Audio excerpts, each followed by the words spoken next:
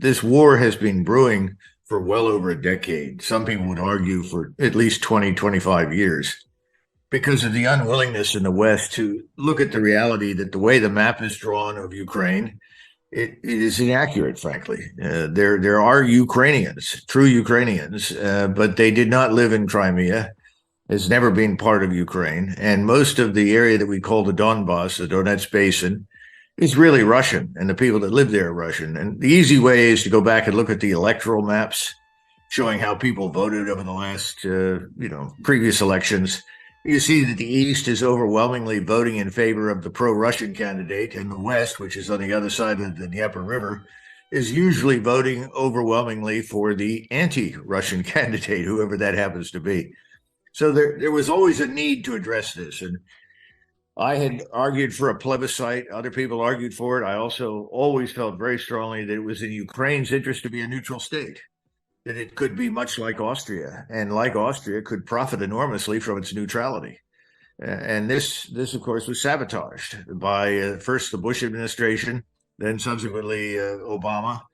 And I think that Trump was subverted by his own Secretary of State and Secretary of Defense and his entire national security team, who all wanted to press ahead with this expansion of NATO and incorporate Ukraine. So I think President Trump was left sort of standing there without anybody supporting him, and then found himself out of office. And it wasn't long thereafter that Putin gave up, because he said, there's no one I can talk to. There's no one who will negotiate with me. I'm left no choice. Because what we did after 2014 was build this enormous Ukrainian military power that was designed to attack Russia, frankly, from eastern Ukraine. Ukrainians said they wanted to get back Crimea. We said fine. And they wanted to punish the Russians living in Luhansk, and Donetsk for being Russians and not converting to become 100% Ukrainian, speaking Ukrainian, and so forth, so on. So bottom line is you get this war. And from the very beginning, I think Putin made some miscalculations. He thought that if he demonstrated how serious he was and his country was about the growing threat to Russia in eastern Ukraine, that we would pay attention to it. Well, we did. Well, we decided to double down on the threat that we were creating. And his great fear was that in addition to this Ukrainian army, that of course theater ballistic missiles would show up that would put his entire nuclear deterrent as well as all of his major cities at risk. So he marched in, and initially it was a very cautious approach designed to do as little damage as possible, kill as few people as possible. And it took really almost until the summer to figure out there's nobody out there. Nobody's going to talk to us. Nobody's going to negotiate. We're stuck. We're going to have to change our entire approach. And so we go into this long haul approach, which is basically a 30-month plan for a 30-month war. And that's what he adopted in the summer. We've had this massive Russian military buildup to the point now where we have what Biden and his supporters said he didn't want, which is this large and powerful Russian military power sitting on NATO's eastern border. In other words, he went in theoretically to protect NATO, and he got the opposite. And NATO is rapidly falling apart. And we see from these leaked documents that have come out the tremendous disunity inside the NATO alliance. And for your purposes, I'm sure your listeners know that one of the fatal mistakes that we made was to assume that Russia was this economically weak, backward power. I think someone put it, was it McCain, who said Russia's a gas station with nuclear weapons? That's right. They discovered they could not be more wrong. So Russia has an abundance of resources and energy, of course, which makes it the perfect partner for China that needs all of that to continue to sustain its economic expansion. And we've ended up on the wrong side in the sense that we're suffering economically. Our European allies are suffering very, very acutely from this war and from all these self-defeating sanctions. Well, I was actually going to go there next. In Ukraine, we seem to have made financial sanctions the centerpiece of our military strategy, weaponizing the dollar. And economic sanctions were a useful weapon, decades ago, but the world has evolved to really neutralize them. So what implications do Western financial sanctions failing so visibly have in the geopolitical sphere here? Well, keep in mind that for many, many decades, we've used our command of the World Bank and other financial centers because effectively the dollar dominates everything. We not only pass on our debt to others by compelling everybody else to use the dollar, but the institutions, global institutions, use the dollar because it's convenient. And what we've done is we've effectively bullied so many people for so long that many are now saying, well, Russia's got a point. China's got a point. Why should we do business constantly in the dollar? Now, this doesn't mean that the so-called reserve currency is going to go away instantly, but I think it's in serious trouble. So this de-dollarization is very serious at this point. We shouldn't underestimate it. But I think we brought it on ourselves. If you constantly beat people over the head with, as you say, this weapon, this financial weapon, eventually they come back and say, we've had it. I mean, people living in Honduras or Costa Rica or Southeast Asia and Thailand are being told, if you want our assistance, our support, then grow these crops. Imagine that, being told what crops you will grow and so forth. It's gotten really out of hand. The sanctions are just another manifestation of this. And frankly, all the sanctions that we've imposed on Russia have turned out to be undercut anyway. So the oil and the gas, along with rare earths and every other conceivable mineral and foodstuffs, all those things are seeping out one way or the other. It's kind of, if you pass a law in the United States, and it's a fundamentally flawed law, whatever it happens to be, it's a law that everyone opposes, and people really don't want to obey it. Ultimately, what happens? It's meaningless because over time, the police decide not to enforce it because they can't. Well, that's largely what's happened to us and our financial dominance on the planet. Well, something I've talked about many times on this show is that every fiat currency has failed. Some lasted months, some a century, but all have failed. And we depegged from gold in the 1970s. We continue to print these paper promises. We spend more than we take in. We're net consumers, whereas all these countries that we have tensions with are net producers. So where does the dollar go from here? You said it won't be the reserve. It won't lose that status very quickly. But, did these sanctions accelerate losing that status? Yes. Yeah, I think they contribute enormously to it. I really wish that I could drag my son into this discussion. He's a brilliant financial analyst, and he's someone I pay attention to, and I've listened to him for years, which is why I'm heavily invested in digital currency, because he's pointed out that we're really on a path to one of two destinations right now. One destination, of course, is, well, the Fed will just print money. And that's the widespread assumption. They'll continue to print and print and print. What's to stop us? Well, there are a lot of things that can stop you from printing more money, not the least of which is something called hyperinflation. We've been down that road before. We can turn to the Weimar Republic in the interwar period. They're talk about Argentina. We go any number of different places and find it. So that's one destination. The other destination is that at some point, no one's buying your treasuries. And when nobody's buying your treasuries and you can no longer buy them all up, and even worse, other countries begin to dump your treasuries, China, Japan, Saudi Arabia, and so forth, you have to restructure your debt. It's called defaulting. Now, people say, oh, we've never defaulted. Well, that's a lot of nonsense. In 32 and 34, we did. We called it restructuring our debt. Now, restructuring the debt is very painful, as you know. And as my son points out to me all the time, credit's going to dry up. And you're going to have to live without credit for some period of time. I mean, it's going to be hell on earth for people that are accustomed to essentially relentless financial expansion. But the other problem we face that no one ever discusses is this financialization of our economy. That's right. What do we build? What do we produce? Well, we produce a lot of military equipment and technology, but there's a problem with that. It's not much return on investment, which is why anybody with any sense, like President Eisenhower, was always trying to keep defense expenditures to what he considered to be the acceptable minimum. In other words, you want to maintain the security of your country. He wasn't interested in being the policeman of the world, obviously. And he didn't like all of these alliances, but he set them up in a way that made them unambiguously defensive. And when, for instance, Austria wanted to become neutral, he welcomed it. In fact, Eisenhower said we should try to neutralize more countries in Europe because we simply can't defend them all. Well, his wise words and wise counsel have been largely abandoned. So now, then here's the last problem. In addition to having sort of built the empire that we can't afford, much like the British did, and then run ourselves into bankruptcy, where do you put your store of wealth? How do you preserve it? And I think digital currency is one of those options. And in fact, it may be, I shouldn't make these kinds of predictions, but of course, John Kenneth Galbraith, who once said that economic forecasting exists to make astrologers look professional. So I feel like I can make an economic forecast since I think Galbraith was right. I have a feeling that digital currency over time may well replace most of the fiat currency. Do you think that Bitcoin could serve as a global reserve currency? I don't know. I mean, I'm in over my head, and everyone out there will say, "Well, you didn't go to the Wharton School." That's true. Now, my grandfather went to the Wharton School at the University of Pennsylvania. Both of my grandfathers went to Penn, but it doesn't help me.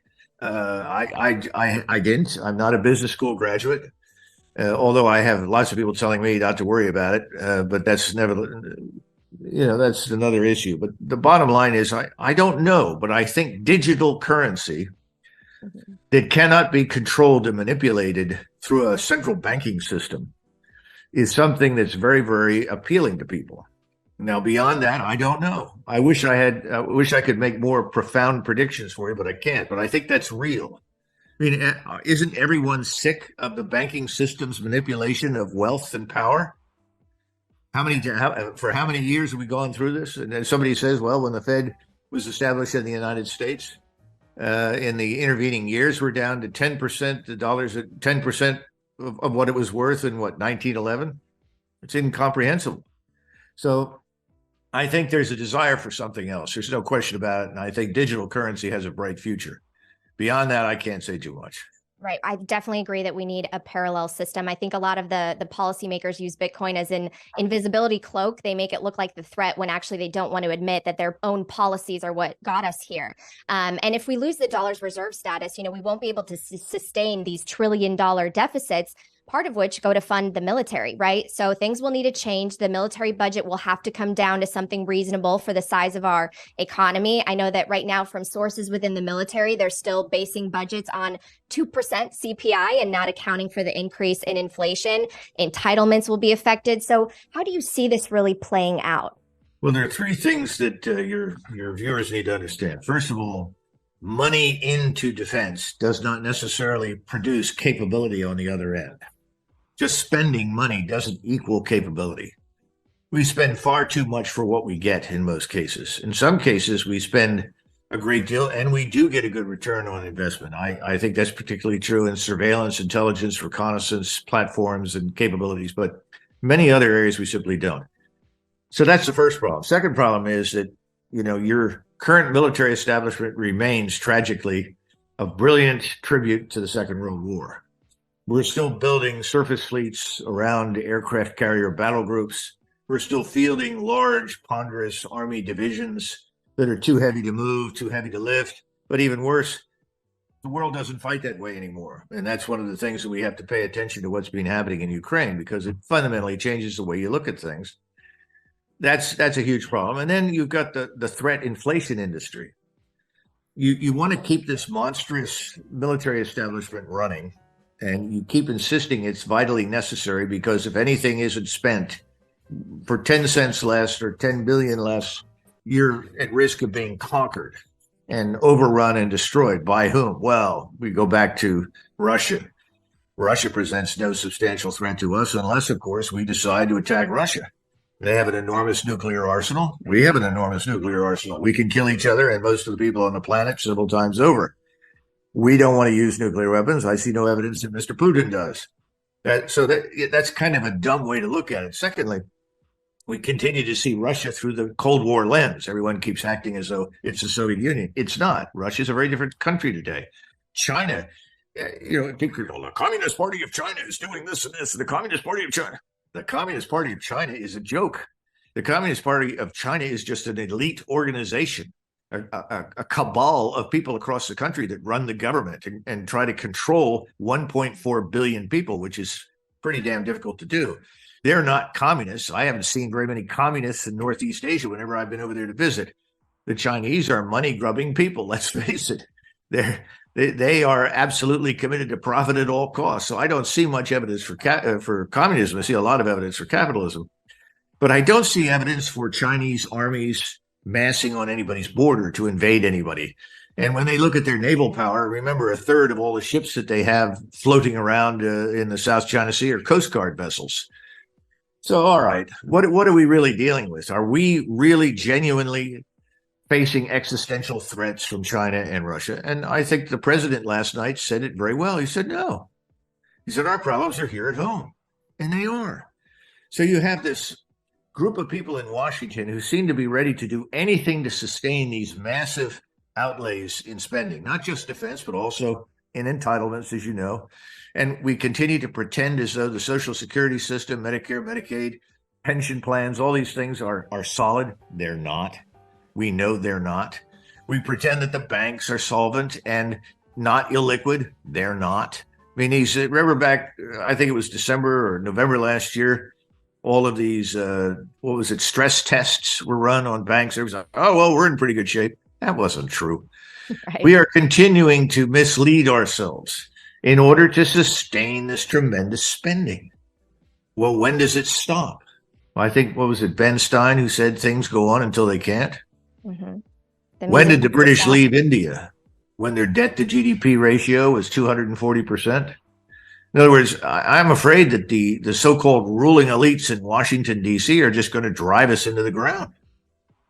And I hope that before then, if I have to choose between hyperinflation and default in terms of restructuring the debt, I'd rather go with the restructuring as opposed to hyperinflation. But they're all going to be painful. And no one wants to tell the American people the truth. Just as these documents have come out and told us we're losing in Ukraine, the Ukrainians are not going to win, Ukraine is being destroyed. We have the same problem at home. Our financial system is being destroyed. And everything you've just covered. Well, when you see President Xi stop thinking about communism, forget that, and think of him as the contemporary emperor of China. China is an empire unto itself, much as we are on the North American continent, frankly. But China is an imperial state, not with goals and objectives to conquer the world, because they've got 1.4 billion people. They've got enough. You know, as a Japanese commander, after a couple of years in China in the 1930s, turned to the emperor and said, you know, the problem in China is there's nothing in it but Chinese. In other words, what are we doing here? This is crazy. And the Japanese were trying to get out. The point is that Xi looks at Macron and sees Macron as a potential trading partner. Remember, China's focus is to the restoration of this thing called the Silk Road. Right. And you have several sort of lines of communication that run across the map. They all run through Central Asia. Some run down south through what we used to call Persia, Iran, or into Turkey and then the Middle East. But most of them really are from Northeast Asia, from Shanghai to Beijing, all the way to Rochefort in France on the Atlantic coast. Now, why is this so important? It's important because we have the most powerful submarine fleet in the world. We may have a shrinking surface fleet, but surface fleets don't fight battles and win wars the way they did 200 years ago. Today, everything is a function of the submarine at sea, its ability to essentially neutralize you, put you out of business. Nothing comes in, nothing goes out of a port if we decide to put a submarine out there at sea. And you have the overhead surveillance, which is connected to everything on the ground and connected to all sorts of platforms. So this is readily available as a tool for us. If we decided to shut down Chinese ports, we could do it. China knows that and has known that for a very long time. They went through this with the Royal Navy back in the 1840s and even earlier. So what have the Chinese concluded? Well, we need to bypass the maritime route to the extent that we can. And they're very dependent on it, and they will be for many years to come through the Strait of Malacca up into the South China Sea. Food, energy, through that strait up into China. But if you build this network across Central Asia that reaches to Europe, that's a game changer, because Russia has all the energy in the world that you could possibly need. So if you're suddenly cut off, you've got it. Russia has most of the food that you're going to need to eat as well, along with Ukraine. You look at that entire area, it's a food production center on a scale that very few people in the West appreciate. There's a reason, you know, we used to call it Ukraine the breadbasket of Europe. So the bottom line is, this is a very important development, this One Belt, One Road project. And the Europeans, of course, want to trade with China. Well, why wouldn't they? I mean, China's the biggest market in the world, or one of the biggest. This is inevitable, and we're sitting there trying to stop it. Are we nuts? The answer is yes, of course. But we've also missed our opportunity because we have an advantage over the Chinese. When the Chinese want to move across Central Asia, they've got to go through multiple countries, multiple states, where people speak multiple languages, have different laws and customs. And as you move through each state, everybody has their hand out and says, please, Money, please, because you're going to go through this. We have missed the opportunity to build something right across North America, from the Atlantic coast to the Pacific coast. We could outpace China or anybody else in Asia anytime we wanted to if we had fast sea lift in the Pacific, fast sea lift in the Atlantic, and speedy trains right across North America. And what else? It's secure. One language, one law, one people, one nation. Faster, cheaper, better. What have we done? Well, Nothing. it looks like instead we're just moving in that same direction of more intimidation, raising tensions. You've said in interviews before that China doesn't want war with us and that our leaders in Washington do not understand the priorities of leaders like Xi, their cultures, their people. So, what do you think should happen next versus what do you think will happen and what's really at stake here with China? Well, let's talk about what we should understand about both Taiwan and China, because they both have the same aspirations, the same goals, frankly. Chinese everywhere want to live in a society, in a state, in a world that looks like Singapore. Now, what's interesting about Singapore? Well, most Americans would go to Singapore and look around and live there for a couple of days and be horrified. Everything in Singapore is really controlled by the government. You're not going to just show up in Singapore, buy 20 acres and build something. Effectively, the government leases everything to you, and they have very strict laws and regulations governing everything. But what do they not do? Well, they don't tax you to death per se. In other words, if you're wealthy enough to get there to begin with, they're not going to steal it from you. But they provide you with a marketplace, whereas from the Chinese vantage point, which is ideal, no one interferes with you, no one bothers you, you have the freedom to enrich yourself. And that's very important to most Chinese. Remember, China is a part of the world where people have died by the millions from all sorts of famines and problems over many, many centuries. They just want to live unencumbered by the government and do business. Now, they also have a huge problem with corruption, much greater than we in the United States understand. Someone told me the other day they estimated that on Taiwan alone, there are probably 100 gangsters with connections to Japan, Korea, and China. So the corruption is a huge problem. And Xi may control many things, but he can't even control the corruption inside China. He can't stop everything from moving on any given day. I mean, he's limited just by the size and scope of the country. So the point is, no, they don't want war with us. They don't want war with anybody. They just want to do business. But the Singapore model is really what both Taiwanese and Chinese want. Now, we can't conceive of that. So we project our views, our values, our mentality onto them. And the outcome is this utterly misleading view that China is armed to the teeth and can't wait to invade Taiwan. For your listeners out there, look, Taiwan is hell to invade. They have very few beaches where you can land, and they're very small. You're talking about sheer rock face around most of the island's edges. It's very difficult to reach, difficult to get on board. And by the way, the Chinese don't want to destroy what's on Taiwan. They want to do business with it. They have investments there. And the Taiwanese are heavily invested in China. So all of this war business just needs to stop. And I think if we shut up and get out of the way, this will sort itself out over the next several years. But in Asia, of course, things take time. We're the instant pudding world, which is insane. We want everything immediately. In Asia, it may be 10 years, maybe 20 years. Xi said that they were looking at 2040 or 2043 or 2046 as reunification with the people on Taiwan. It'll probably happen. I've been reading more and more about Taiwan because it is increasingly in the news. And there are some out there speculating that after generations of fighting wars over oil, the next wars are going to be fought over chips in this digital world. And TSM, that's the Taiwan Semiconductor Manufacturing, they control about 90% of production of silicon chips. And so, we're seeing the tone of media reports changing about China and Taiwan. It's becoming more dramatic. So is it possible, Colonel Macgregor, knowing the influence of our intelligence agencies over the media and over politicians, that the U.S. is maybe trying to scare Taiwan and we are raising the tension and the temperature to incentivize them to move their chip technology to the U.S. because we don't want to tolerate China eventually having a monopoly over that industry? Well, a couple of points. First of all, remember, Japan and South Korea are equally dependent upon that microcircuitry being produced in Taiwan. And if you look at Taiwan from a purely economic standpoint, Taiwan and South Korea are both largely extensions in economic terms of Japan. Now, the hatchet is being buried between Japan and China. We keep assuming that somehow or another the Japanese will jump on board with us and help us fight the Chinese. Nothing could be further from the truth. The Chinese have opened their markets to Japan. And one of the principal reasons for conflict over the last several hundred years between Japan and China was the unwillingness of the Chinese to open their markets unless the Japanese paid tribute to the Chinese emperor.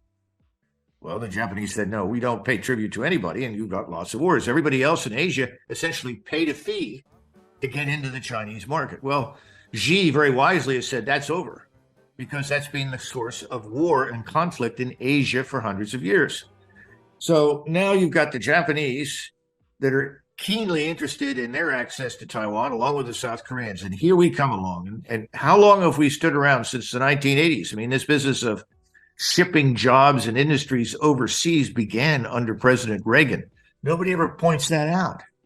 It got started in the 80s, and it really went in high gear during the 90s under Clinton. Remember Clinton saying, well, the jobs aren't coming back. Well, it's just not coming back. Well, we didn't do what the Germans did or the Japanese or others and say, wait a minute, we're not going to allow X number of manufacturers, X number of factories, X number of whatever in our production base to go overseas. President Trump tried very hard and came to an agreement with the firm on Taiwan that produces these microchips. And he wanted to build a facility in Arizona. And that, he said, we'll give you whatever, breaks are required tax-wise. We want to have a manufacturing facility here in the United States. We want to employ U.S. labor. Well, as soon as he was out of office, where did that go? Away. And all of a sudden now people are saying we have to go to war to gain access to microchips. Well, that's insane. Everybody in Taiwan is going to be happy to sell you your microcircuitry. You don't have to go to war to get it. It's a friend of mine once said, Doug, why do Americans think they have to park a tank on top of the oil well to get at the oil?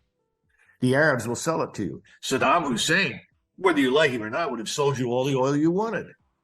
So the bottom line is we got to get out of this 19th century mindset. We're not in the game. The game is not military. It's not, I have more of X than you do, and I can destroy you and so forth. It's not part of the discussion. It's not in the strategic calculus. As far as Northeast Asia and the West are concerned, those are the two major poles of scientific industrial power and understanding in the world. There should be no war between us. It's unnecessary. Now, that doesn't mean we won't have problems elsewhere. But the point is, there's no need to go to war for microcircuitry. I think I heard this Representative McCall in Texas make some sort of stupid remark like that. Again, there's this underlying supposition that if you do something we don't like, you must be the enemy. Lots of people do things we don't like. We do lots of things other people don't like. Doesn't make us enemies. Right, that's well said. So let's talk a little bit about where it's all going. Millennials are coming into power as sort of this next generation that's searching for answers to the problems that are impacting us, especially economically. It's why people like me have turned to things like Bitcoin. So what advice do you have for younger generations on how the U.S. should position itself? What is the ideal role for the U.S. and the U.S. military going forward? And can we accept a multipolar world?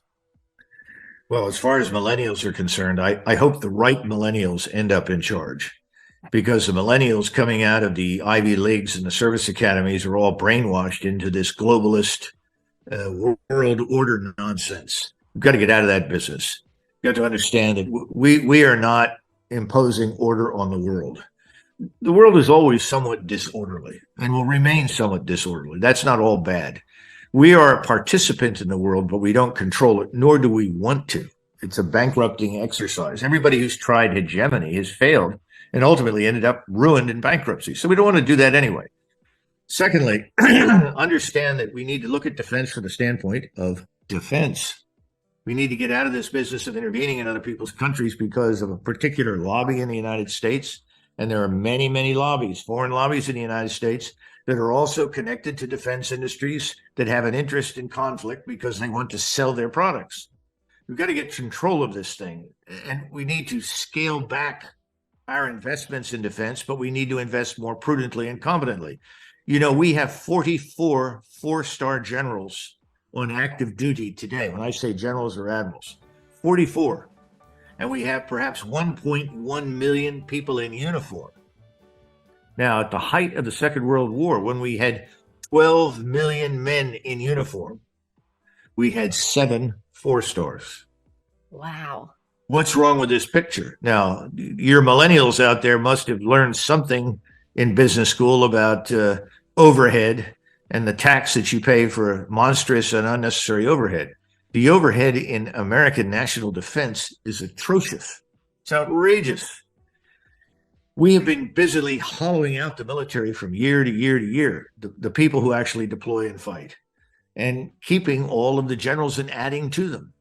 Again, every time there's an opportunity for an intervention, the Defense Department comes across and says, well, you need more admirals, more generals to run the intervention.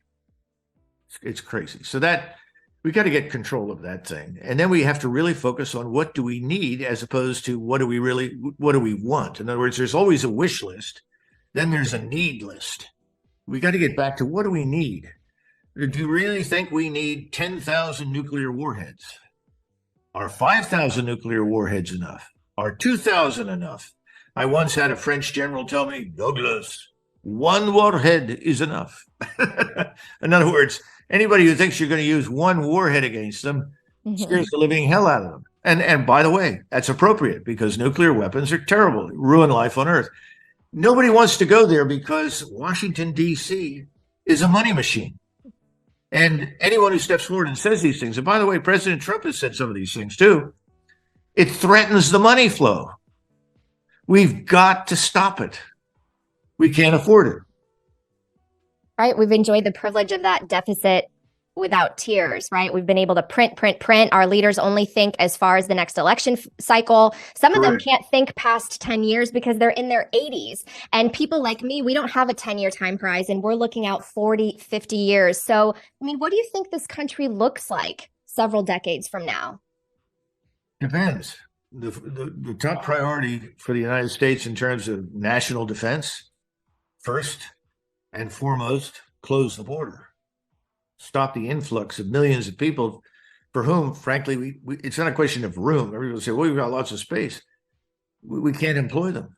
We can't absorb them and put them to good purpose and use. So that's the first thing. Second thing is we've got to restore the rule of law inside the United States.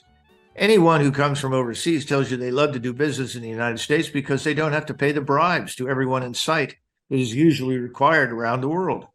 But the rule of law has broken down in too much of our country. So those are the two things that have to happen right away. The rule of law also means a lot of these people who've come here illegally are going to have to leave. That doesn't mean they can't come back legally. But where do we put them? Where do we house them? And if we're headed into a period of scarcity, as opposed to the enormous abundance that we've enjoyed, it's very dangerous to bring in millions of people that you look at and regard as foreigners. Because then the foreigner is seen as somebody taking your job, absorbing your benefits. You understand what I'm saying? It's a very dangerous situation. We haven't been thinking about any of these things because we don't see the pain train that we're about to ride. All we've seen is the fun train, the party train.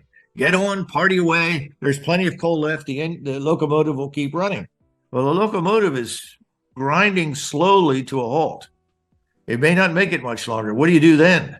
You have to start throwing people off the train. Right. We've taken advantage of our position as global reserve currency. We've exported much of our inflation. I know we're starting to run out of time, but I did want to ask you, President Trump has said publicly that if he were in office, he could end the Ukraine war in 24 hours. Do you have any insight on how he would do that? I mean, what's the best case scenario for extracting us from this situation at this point? Well, the first thing that I think President Trump would do is that he would send a message to President Putin and tell him that we are prepared to hold talks with him or his representatives without preconditions. What have we always heard from Biden and from Zelensky? Well, all Russians have to leave Ukraine before we'll talk to anybody. All Russians must evacuate Crimea. I mean, it's like telling the Israelis you must all commit ritual suicide to make millions of Muslim Arabs happy. That's a lot of nonsense, right?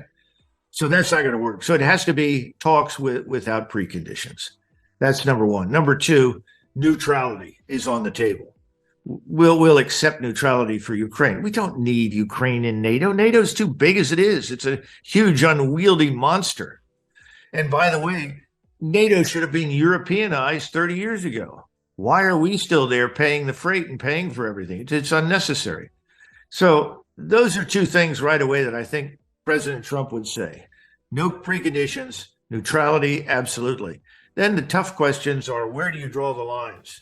And what kinds of assurances do you give the Russians that we will not come back in the future and do what we did from 2014 until 2023 or 2022, and that is build up the Ukrainian military establishment.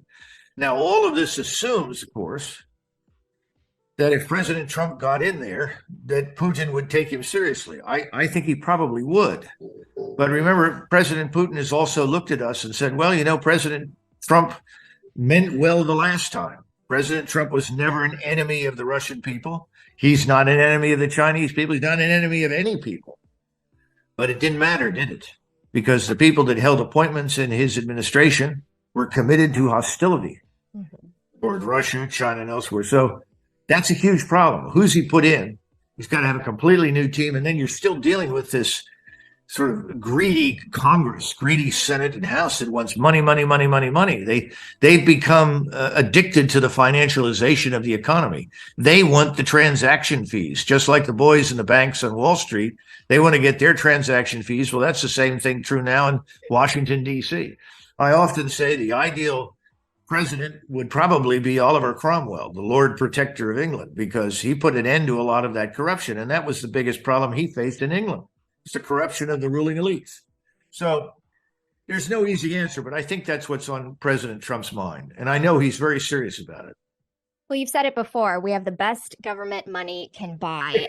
And, I think Putin is definitely prepared to keep this war going if we don't move in the direction of talks. But where I want to end it is, I know that you're a father. You have so much experience and you've seen this country change over the last several decades. And I was just wondering, do you have hope that it will get better? And how can we take from this conversation something that is a call to action and do something? How can the viewers and the listeners do something today that will move us in the right direction? I think in the short run, the most important thing you can do is demand accountability from the people who are currently sitting in Washington.